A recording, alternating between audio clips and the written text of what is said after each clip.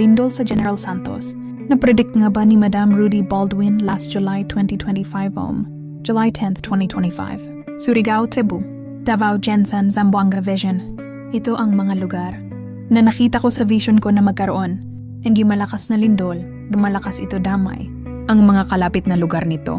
Mangyari ito sa magkaibang araw, ngunit ito ang mga lugar na kung saan di lang isang beses na nakita ko na magkalindol. May lindol na may pinsala ang dulot nito dahil sa malakas na pagyanig. Luzon, Visayas, o Mindanao man halos makaranas na ng paulit-ulit na lindol sa iba't ibang mga araw. Mga taga Surigao alam ko na madalas. Kayo makaranas ng bagyo ngunit maging handa. Lamang palagi lalo na Zamboanga dahil hindi biro ang hamon ng kalikasan sa taong ito. Malakas at matindi ang bagsikang kalikasan sa taong, gaya ng sinabi ko noon malaki ang pakinabang ng bangka sa panahon ng baha. May nakita pa akong aksidente sa karagatan na kung saan may mga nasawi. At nawala sa tindi ng paglubog nito wala halos nakaligtas. Sa hindi inaasahan na panahon na pabago bago ang ihip ng hangin at galaw ng tubig, mahalaga tingnan ang makina at kung maayos ba ito bago bumiyahe. Davao! May nakita akong malaking sunog, hindi ito. Kalayuan sa warehouse at bodega, may nakita akong bentahan ng alahas. Ang kalapit lang nito malaking sunog ito. Maging maingat sa lahat ng bagay na maging sanhi ng sunog. At maging handa dahil maulit-ulit ang malakas na pagyanig at ang isa nito ay malakas. May nakita akong tulay na masisira. Maging maingat lamang ang lahat. Cebu. May nakita akong dalawang sunog na mangyari pa lamang, ang isa ay hindi kalayuan sa mall at ang isa ay hindi ito kalayuan sa lugar na kung saan may kalakal at pawn shop. Isa ang Cebu makaranas ng mga pagyanig at bagsik ng kalikasan. Babahan ng matindi dahil na din sa bagyo. Huwag ninyo idahilan ang normal na nangyari dahil hindi biro ang bagsik ng kalikasan sa taong ito. Zamboanga! Sa mga pagyanig dapat mas handa kayo dahil sa vision ko mas matindi. Danasin nyo sa hamon ng kalikasan.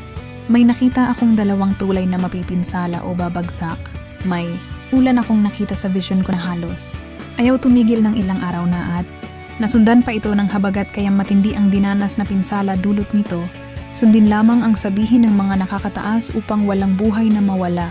Lalo na sa tornado na malaki na kaya na bumuhat ng isang hayop sa lakas nito at mangyari ito sa iba't ibang lugar at minasawi. Nailan sa Zamboanga ng dahil sa malakas na kidlat may ilang poste na bumagsak, maging maingat lamang ang lahat. General Santos, may mga malakas na pagyanig na dapat niyong paghandaan dahil nagdulot ito ng matinding pinsala, lalo na sa bakas ng kidlat, isang lugar sa Gensan na kung saan matinding pinsala ang dulot. NG kidlat na halos umapoy ang dinaanan nito.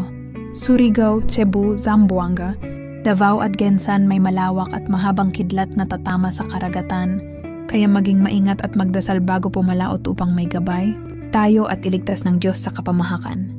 May nakita akong bagyo na papasok sa Gensan at malakas na bagyo ito. Maari itong lilihis ngunit maari din ito babalik ng Gensan. Dahil sa vision ko may sasalubong pa sa bagyong ito kaya bumalik sa area ng Gensan. Maging handa dahil malakas ito at huwag makalimot na manalangin palagi. May dalawang sunog akong nakita na mangyari pa lamang, ang isang sunog ay sa isang hotel at ang isa ay sa lugar ito na bundok.